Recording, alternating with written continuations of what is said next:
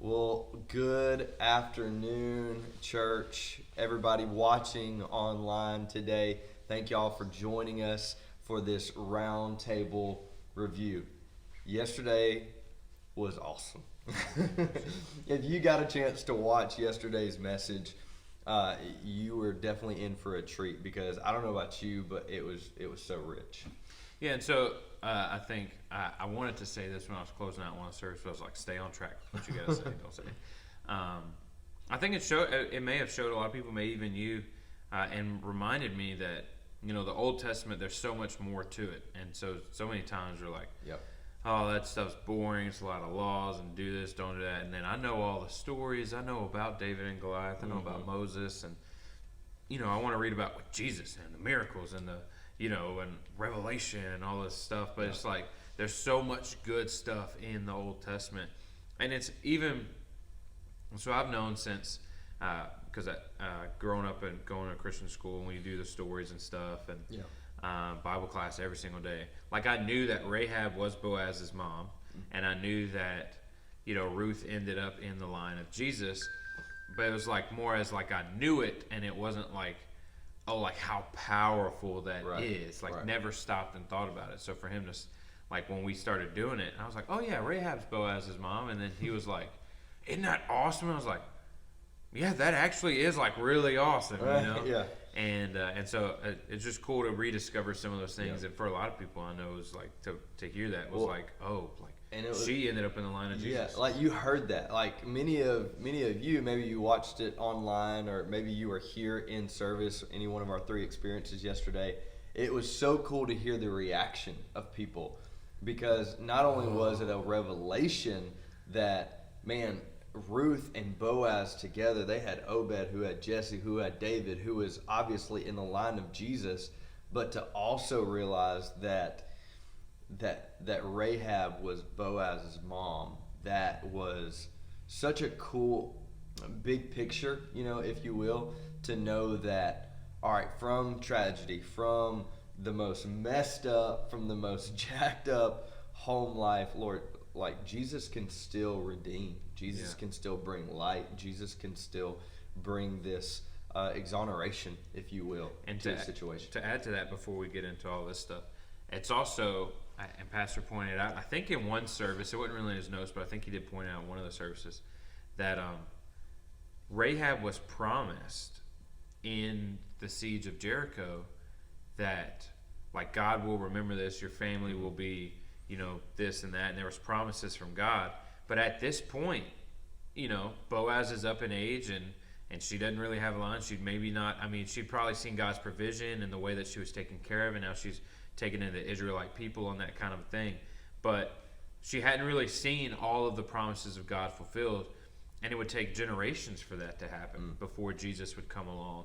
And it had to be some stuff like Ruth and her loyalty and her generosity and Boaz's integrity and all that stuff. So God may, I'm saying this to say, God may have promised you something, and it may have been a long time ago, and you feel like you're not believing it, you're doubting it, you're not seeing it come to pass.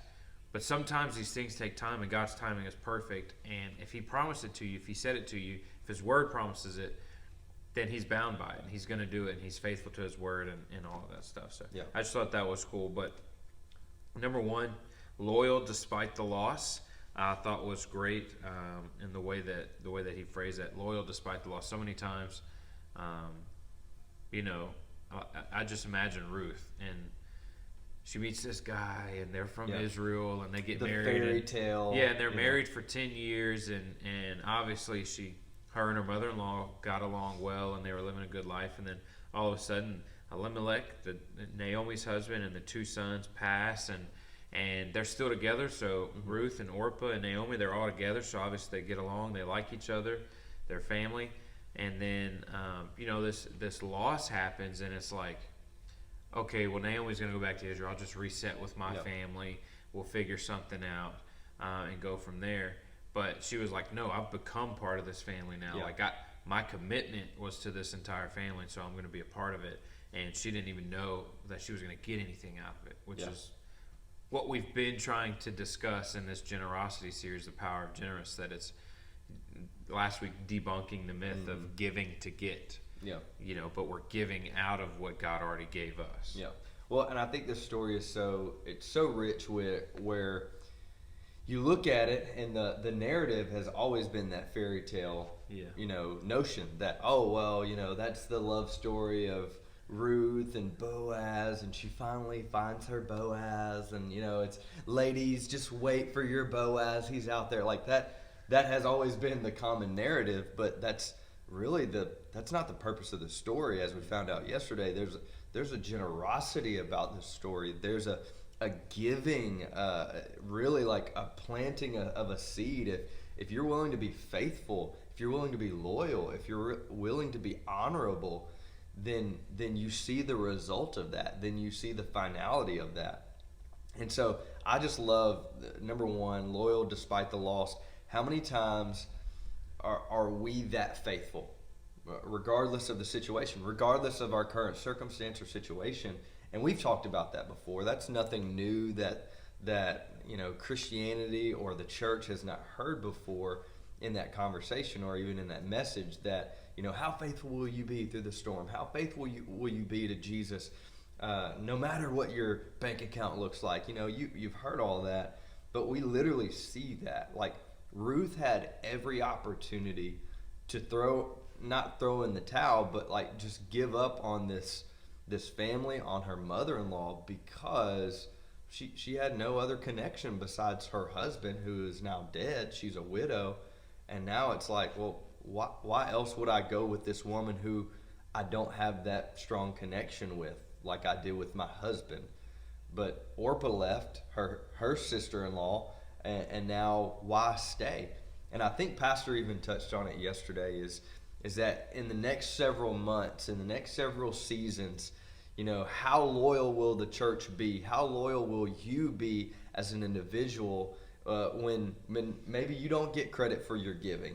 Maybe, when the government or things start to shift in different directions, how loyal will you be in the next coming seasons? Not just with your treasure, but with your time and your talent, the abilities that God has given you. So I think it was so good how Pastor pointed that out. How loyal will we be despite the loss, despite our situation? Let's be faithful, loyal, honorable through the tough seasons. Yeah, and on number two, being generous became contagious. Yeah. It's amazing what one act of generosity can lead to. And so Ruth, being generous with her life and being loyal to Naomi, led them back to Israel, and then her to Boaz, and then Boaz redeems her and buys the land and their family. And so I was reading this. It's a plug for our reading for this week. It's called Ruth, the Redemption Story, and we go through the book of Ruth, and it's kind of a closer look than what we were able to take in just a 40-minute service. So check that out. It's on our Facebook page. The link to it is there.